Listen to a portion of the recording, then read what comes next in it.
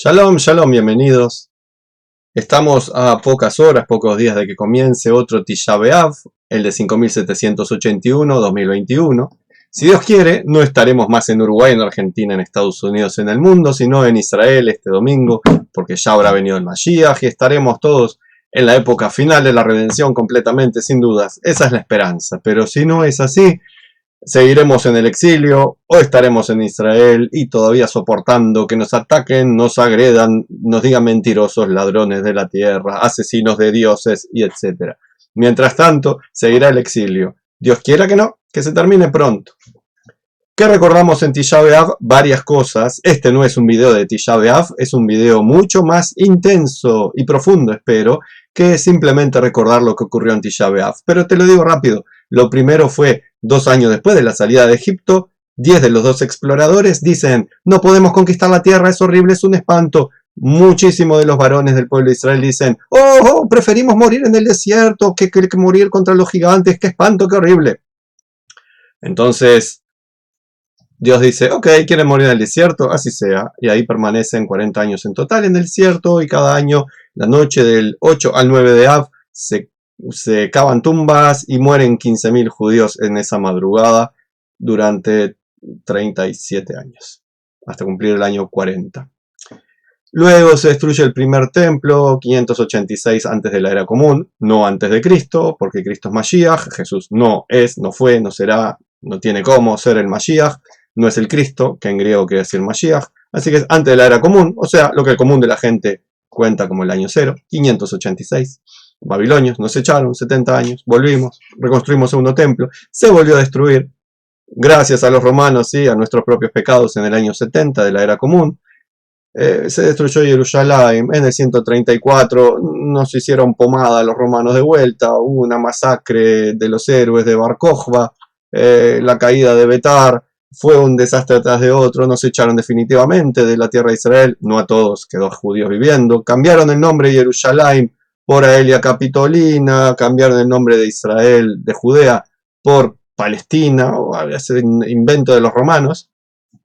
Luego expulsión 1290 y algo, expulsión de los judíos de Inglaterra, todo esto en Tisha B'Av, el 9 de Av. 1492, el 3 de agosto, zarpó Colón y fueron echados los judíos de Sefarad, de España. Algunos inventan otras cosas que ocurrieron en esta fecha. La AMIA fue volada el 10 de Av. Creo que fue la tragedia más reciente, o quizás hubo alguna otra, no recuerdo. Quizás la expulsión de Gush Katif también fue en Tisha B'Av, no recuerdo. Habrá que fijarse.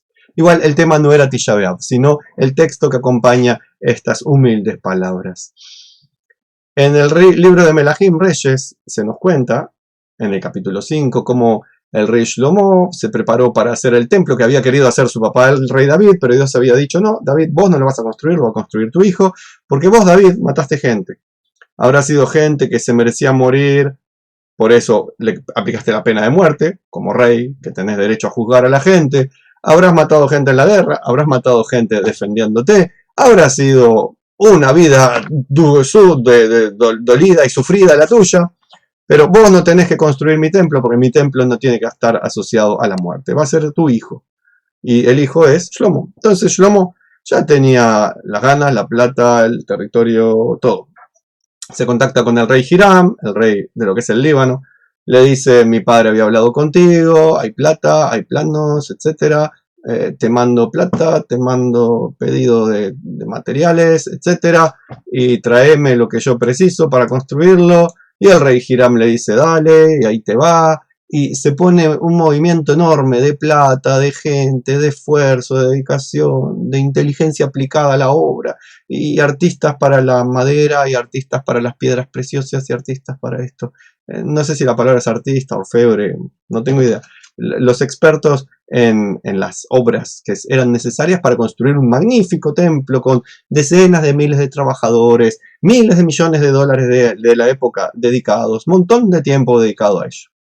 Se cuenta en el capítulo 5, en el capítulo 6, en el 7 es la dedicación, en el 8 también. Maravilloso, brillante. Cuando comienza el capítulo 6 diciendo lo bonito que es el templo, etc., lo dedicado que estaba Shlomo a su construcción, lo genial que era el primer de los masones, dicen los masones, el rey Hiram, en la obra del templo, etcétera, etcétera. Miren lo que inserta el autor del libro, una, una interesante, una interesante acotación. Yo iba a hacer una interesante patada, zancadilla a Shlomo y a todos los que tienen al templo y a todos los rituales como un amuleto, como un símbolo mágico. Es una tremenda patada hecha en las espinillas para que se caiga el jugador y el juez no cobra falta. ¿Por qué? Porque el juez es Dios y es el que dijo esto. Escuchen. Entonces vino la palabra de Hashem a Shlomo diciendo: respecto a este templo que tú edificas, y ahí uno esperaría que Dios dijera: qué lindo, qué bonito, qué maravilloso, qué suerte que lo hiciste, tu padre no le di permiso, pero a ti sí, será espléndido, te prometo alegría para todo el mundo ahí adentro, que sea fantástico, que habrá milagros, que la redención, que tengan fe en el templo, que el templo los protege, que el templo los cuida, que el templo los cubra. Dios puede haber dicho cualquier cosa porque es respecto a este templo que tú edificas. Como ya dijimos, mucha dedicación se estaba dedicando al templo. Mucho esfuerzo se estaba dedicando al templo. Y entonces, no habla de eso Dios. Miren lo que dice: si caminas en mis estatutos y pones por obra mis decretos y guardas todos mis mandamientos. O sea, Dios le dice: muy lindo todo lo que haces, muy lindo el regalo del Día del Padre que me estás haciendo, pero no quiero eso. Lo que yo quiero es que cumplas mis mandamientos, que camines en mis leyes, que las pongas por obra, que las guardes. Son diferentes maneras de relacionarse con los mandamientos de Dios, de tenerle respeto, cumplirlos, hacerlos, guardarlos, tenerlos en mente, ir haciendo una vida dedicado a los mandamientos, hacer de los mandamientos la brújula para nuestra vida. Son distintas formas que podríamos algún día estudiarlo, como es cada cosa diferente, ¿ok? Pero acá es andando de acuerdo con ellos, que nuestra vida sea de acuerdo a esos mandamientos. Si uno es gentil, de acuerdo a lo que dice la tradición judía, hay 7 mandamientos que Dios dio a los gentiles, a las naciones del mundo, al 99,8% de la humanidad, que son los gentiles. Dios les dijo: estos son sus 7 mandamientos, vivan de acuerdo a ellos, caminen con ellos, pónganlos por obra, guárdenlos, anden de acuerdo con ellos. Eso le dijo Dios a la humanidad entera. Al 0,2%, o sea, al pueblo judío, le dijo: ustedes tienen 613 mandamientos, no porque sean un pueblo elegido para estar por encima de los demás, para tener más premios y porque son la reina del carnaval, los tienen porque ustedes son los encargados de laburar más, hacer más esfuerzo, hacer más trabajo, estar compenetrados en este trabajo, pues son los maestros. Los maestros trabajan más que los alumnos, aunque los alumnos no lo crean. Y acá los judíos debieran trabajar como los maestros de los mandamientos. No de los 7 mandamientos de los gentiles. Eso están los gentiles, que son sus mandamientos, los deben conocer, los deben aplicar, los deben desarrollar. Pero la vida de los judíos, de acuerdo a los mandamientos que Dios le dio a los judíos, eso debería ser la enseñanza. Es así: si yo conozco mis mandamientos, vivo de acuerdo a ellos, me veo un gentil que tiene 606 mandamientos menos y me dice: opa, el judío tiene 613, yo tengo 7. Él vive de acuerdo a sus mandamientos. Está difícil cumplir 613 y hoy en día hay 200 y pico nomás que se pueden cumplir hoy en día, porque no hay un templo, por las condiciones dadas.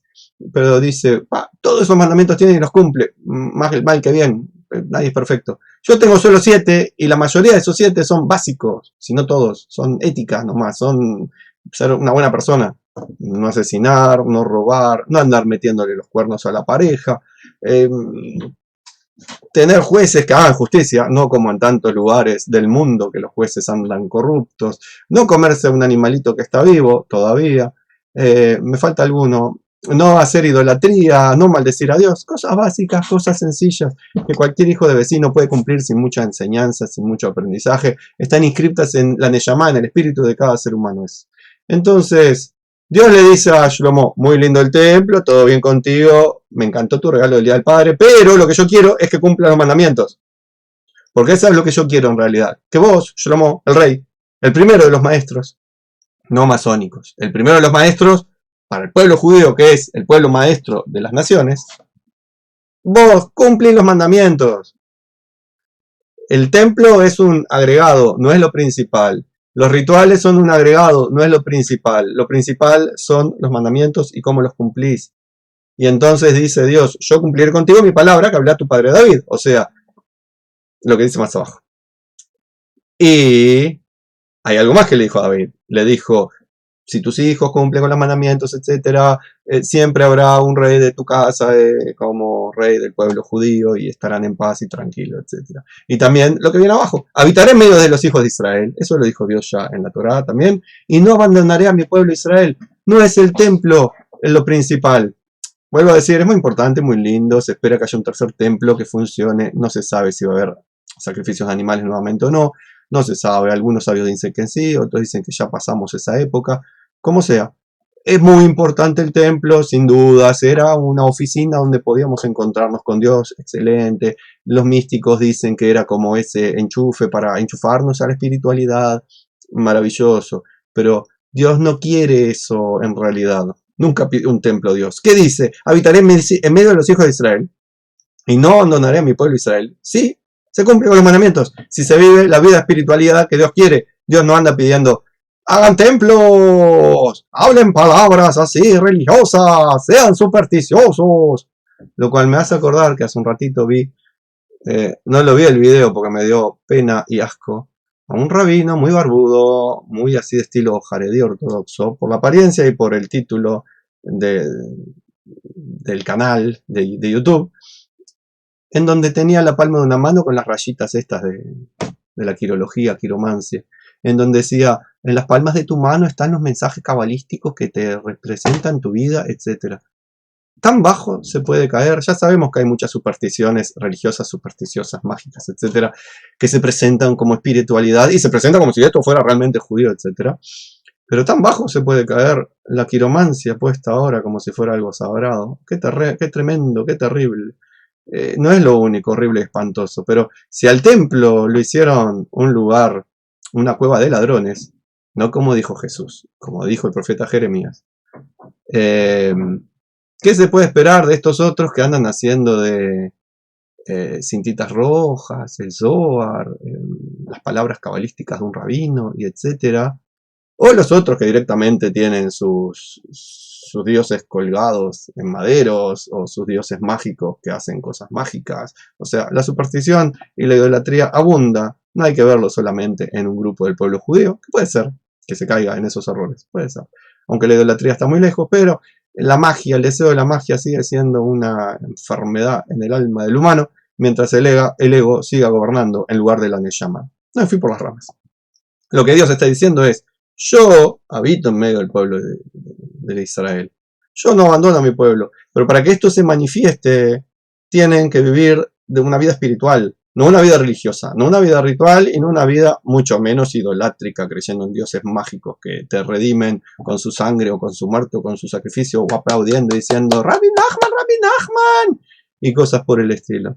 Está Dios ahí diciendo, el enchufe para conectarse conmigo está siempre ahí presente, no se precisa un templo en realidad, están enchufados todo el día, lo que pasa es que ustedes no tienen conciencia, la conciencia se les abre cuando, en vez de poner su fe en objetos, en los jardines de la fe, y otras tonterías por el estilo religiosas, lo que tienen que hacer es vivan de acuerdo a lo que yo les pido que vivan, dice Dios. Está acá, blanco sobre negro en este momento escrito. Está diciendo, vivan como yo quiero que vivan, cumpliendo los mandamientos que yo les di a ustedes, 7 a los gentiles, lo que se pueda cumplir de los 613 para los judíos.